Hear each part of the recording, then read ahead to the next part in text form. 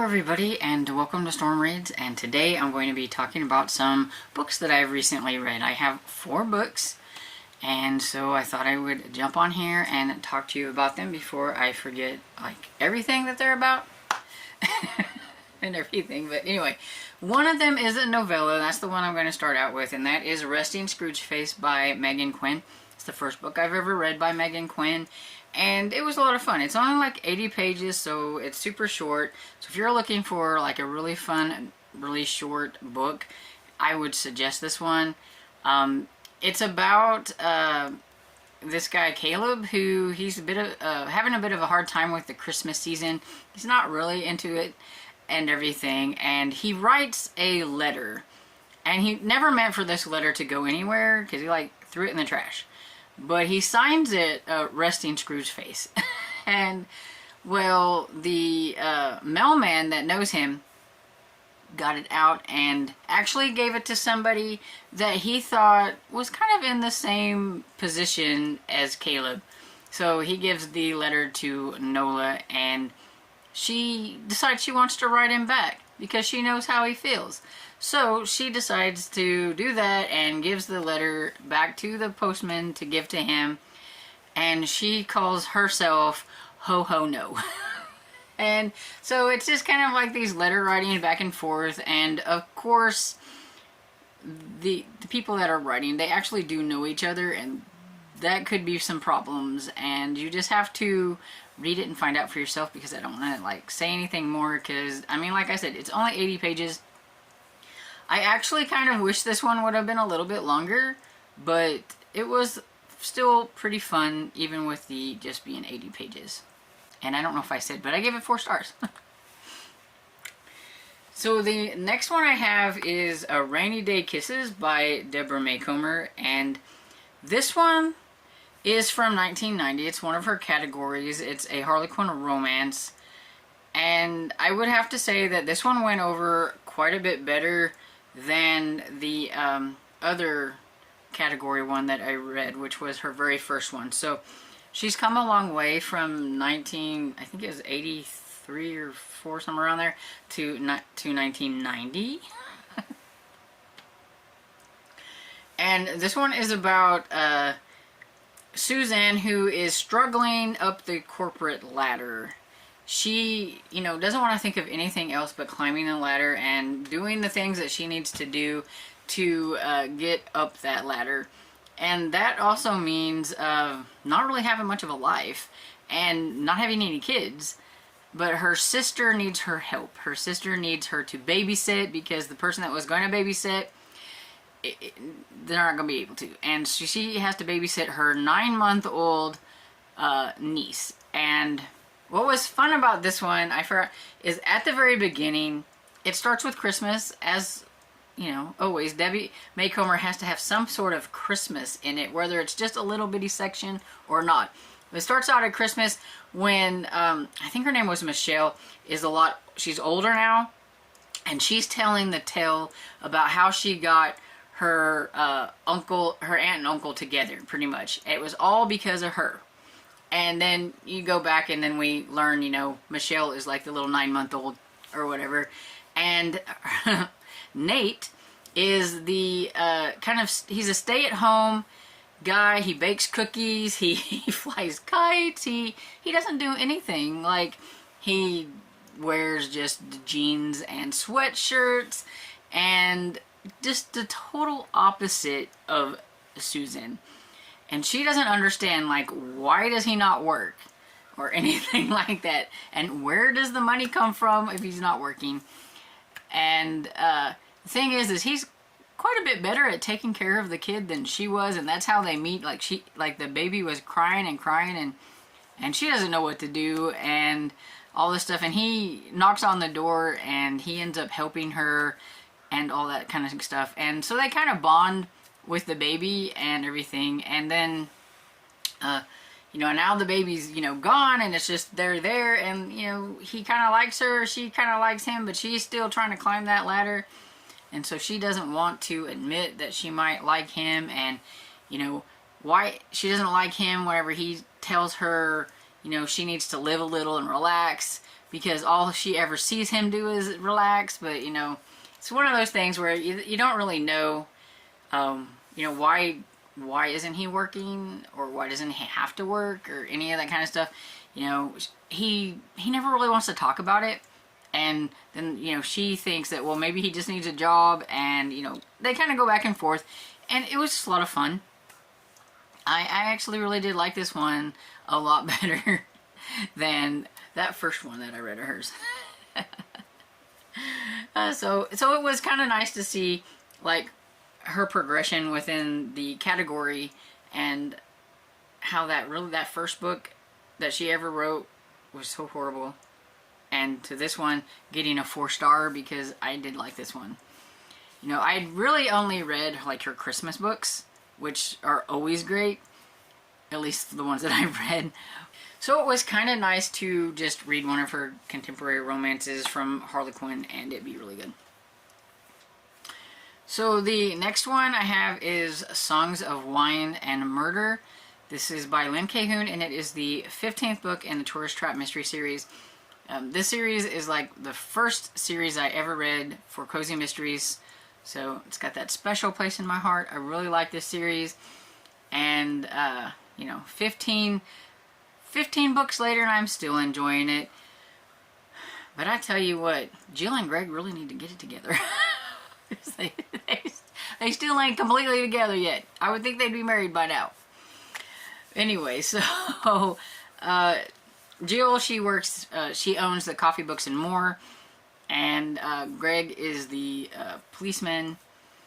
And this one, they have the Moonstone Beach Festival that was coming up, and there's a lot of tension around the bands, and they were doing a battle of the bands, and yeah, just people thinking that, you know, they're better than the others, and then of course somebody ends up murdered. And so in this one though, it was kind of strange, but I guess you would say you could be really proud of Jill for not actually doing the sleuthing as much as normal. Like, you know, she actually let Greg do, you know, his job and things like that. But it's not her fault that people talk to her, or that anywhere she goes she overhears things. But she wasn't actively trying to do the sleuthing that much in this one. You know, she really had a lot of other things to think about. You know, not only does she have like her job, but there's the food truck. There's just some things going on like with her aunt and some of the people that work for her, and just making sure she's kind of part of making sure like this whole battle of the band things goes. She works for the what do they call it? I think she's like the president of the Business Owners Association. I think that's what it is. So, I mean, she's got a lot of things on her plate. So, you know, sleuthing is not really high up there on her priorities. But she ends up doing it anyway, and ends up figuring out what's going on because people talk to her, or she just happens to hear what's happening and all that kind of stuff. So, yeah, it was a lot of fun. I enjoyed it. I gave it 4 stars.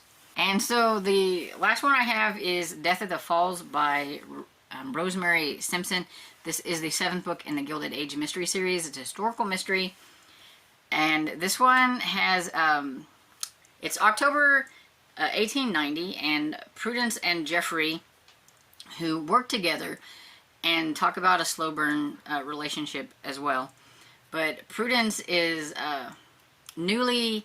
she's just finally, you know, got her like degree, I think, for law, so she can practice and everything. And she gets a message from her aunt, who has moved to England, because that's kind of where they're from, except they're living, Prudence lives in America, but her family, I think a lot of her family is from England. But anyway, her aunt writes her this letter, tells her she needs to go to Niagara Falls. There is a lady Hamilton there that she needs to talk to, but doesn't really give her any details or like how to find this Hamilton lady. And so Prudence and Jeffrey go, and when they get there, they find out that there is a lot of stuff going on with Niagara Falls at that time. There are some greedy land developers. There's been some kind of like preservation law, I believe it was, that had been passed, and it's made a lot of people unhappy. There's also Crazy Louie, who wants to be the first man to go over the Niagara Falls, and he decides to send over a sheep, poor little sheep, in a barrel to see what happens. I mean, it's good to do a test run, I guess, but anyway, when that happens, what they find is not a sheep at the bottom, but a man that's dead. So you find out, Prudence and Jeffrey find out that this man is also somebody who knows about some briberies and things like that has to do with these greedy land developers.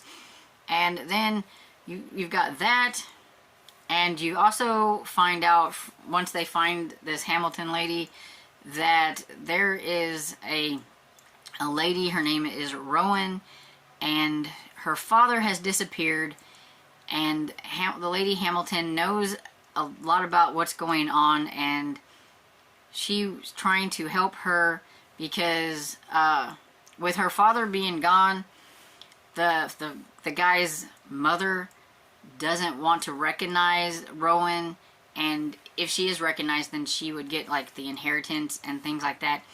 And so they're having to try to investigate what is going on with that. And then there's the land development stuff and how they kind of coincide with each other and everything. And yeah, it was pretty good. I give it 4 stars.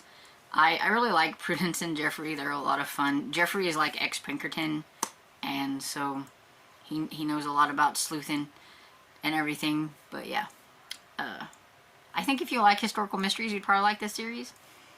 It's not like a favorite, but it's a solid good series. And it always gets, so far it's always gotten a good review from me. So, yeah. And that's it. That's all the books. And so I had 2 romances and 2 mysteries. So I almost forgot I was going to do a little tiny book haul because I have like 3 books. And then one of my friends from church got me, or actually made me, a Christmas present. And so I thought I would show it off. And so I'm guessing it's like a lap blanket because it's not like super big, but I can cozy up here and read a book. And so I think it's cool. And she didn't even know it, but purple was my mom's favorite color, so I think that's like really cool that it's purple. And she did a really good job on it. And does she know me well or what? It says have a Merry Grinchmas, and it's got this little Grinch in it. And it says it's a itty bitty's Grinch collectible, but it's also like a card. So it says and a Happy Who Year. So have a Merry Grinchmas and a Happy Who Year. And carefully remove the character from the card. Open bag and adjust character stuffing to restore its fluffy shape. Oh, oh, he's so cute. So cute. Fluff him up, give him his little shape. Ta-da! He's so cute. Okay, he goes. Ha! Sit in my coffee mug. Okay, and I got 2 books from Sharon. She is a viewer of the channel. She comes on the lives a lot, and she got these 2 books and asked me if I wanted them, and I was like, sure, because first off, I don't even think I've heard of this author, but they're a Harlequin intrigue. And so this one is from February 2017. It's Mountain Witness by Lena Diaz, and this one is from November of 2023, and it's The Secret She Keeps by Lena Diaz. And so, thank you, Sharon. These are super cool. And they look like they've not even been read, which is like really cool. And then on the Killing Time with Cozies, we did have a book exchange. We do Elfster, and those who wanted to participate signed up. And so we did Secret Elf is what I call it, instead of Secret Santa, because we do have some that do not celebrate Christmas, so we just did Secret Elf. And I got Treacherous Curse by Deanna Rayborn. Have absolutely no idea who got this for me, but I'm really happy about it because I've been trying to collect this series. I think I now have like number 1, 2, and 3 in this series because it is a favorite historical mystery series. I'm sure you guys have heard me talk about it over the years and everything, but yeah, so I'm excited about that one. So thanks to whoever got this for me. And yeah, so that's it. And so I hope you enjoyed this video, and if you did, please give it a thumbs up and subscribe, and I will see you all in the next video. Bye.